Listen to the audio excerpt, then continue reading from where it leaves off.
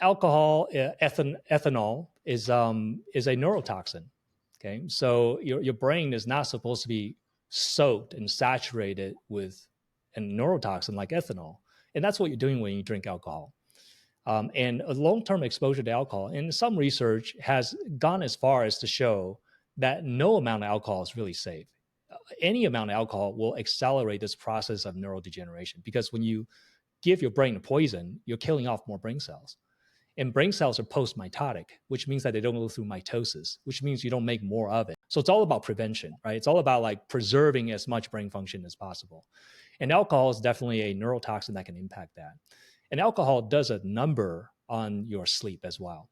Primarily, it's because it's gonna impact your blood sugar, right? When you drink alcohol, your blood sugar is just straight up sugar, right? It's sugar alcohol, and so basically, it'd be the equivalent. And most people know to, hey, don't eat right before you go to bed because if you eat a big meal or too much sugar or whatnot before you go to bed, you're not going to sleep very well because number one, you have to digest, and number two, you throw off your blood sugar.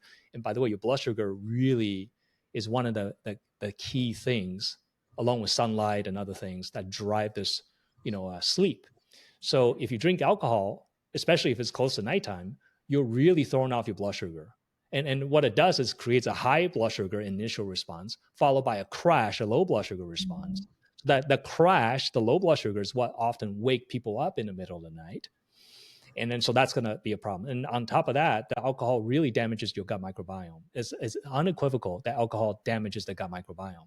So you're going to impair your ability to produce all these various metabolites that help you dampen inflammation, that may have an impact on your brain, that may have impact on clearing your hormones. So, I think there's a difference between abusing it and socially drink. And I think some people think that socially drink is like 2 drinks a night, 1 drink a night.